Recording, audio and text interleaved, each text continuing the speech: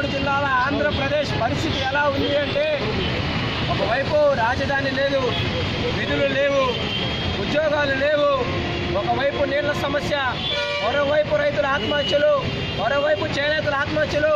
ఇన్ని పరిస్థితులు రాష్ట్రాన్ని వేధిస్తూ ఉంటే రాష్ట్ర ప్రభుత్వం కానీ కేంద్ర ప్రభుత్వం కానీ నిమ్మకు నీరెత్తినట్లు దున్నపోత మీద వర్షం కురిసిన చందంగా మీరు వ్యవహరిస్తున్నారు తప్పితే ఎక్కడ ప్రజా శ్రేయస్సుని ప్రజా అభివృద్ధిని పట్టించుకున్న పాపాన్ని మీరు పోవట్లే. ఈ పాపం పండే రోజు దగ్గర పడింది. మీకు ఓట్లేసి మిమ్మల్ని నమ్మి మీకు అధికారం చేతబడితే ఈరోజు నవ్యాంధ్రప్రదేశ్ని నికృష్టాంధ్రప్రదేశ్గా తయారు చేసే పరిస్థితి ఈరోజు కనిపిస్తూ ఉంది. కేంద్ర ప్రభుత్వానికి రాష్ట్ర ప్రభుత్వానికి మేము ఒకటే చెప్తా ఉన్నాం, మేము మీకు బానిసలం కాదు. మేము బానిసలాగా ఓట్లేసిన ఓటర్లను మీరు చూస్తే ఇదే రోడ్లలో మిమ్మల్ని పరిగెత్తించి కొట్టేదానికి కూడా మేము వెనకాడబోమని ఈ సందర్భంగా తెలియజేస్తా ఉన్నాం. ఇది ప్రజాస్వామ్యం అనుకుంటున్నారా? మీ నియంత్రణతో పరిపాలన అనుకుంటున్నారా? ఈ ప్రభుత్వాలకి ఏమాత్రం విలువలుంటే మీరు ఏదైతే పార్లమెంట్లో ప్రత్యేక హోదా ప్రకటించారో ఆ ప్రత్యేక హోదాను వెంటనే ఇవ్వాలా.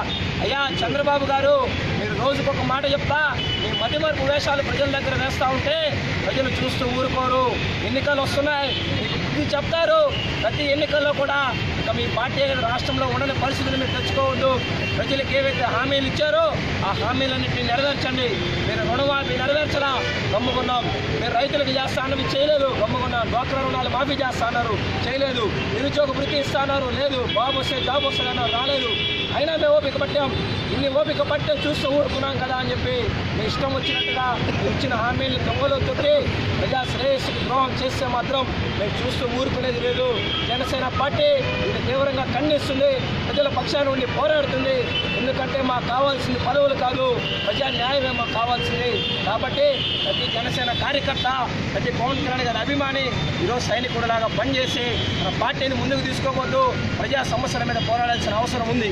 అంతేకాకుండా ఈరోజు ప్రత్యేక హోదా కోసం అన్ని పార్టీలని, వైఎస్ఆర్ కాంగ్రెస్ కావచ్చు, సిపిఎం సిపిఐ కావచ్చు, లోక్సత్తా ఆమ్ ఆద్మీ కావచ్చు, అన్ని పార్టీలని కలుపుకొని మేము ముందుకు పోతాం. ముందుకు పోయి ప్రత్యేక హోదా సాధించే వరకు వాళ్ళు పెరగని పోరాటం చేస్తాం, సాధించి తీరుతాం.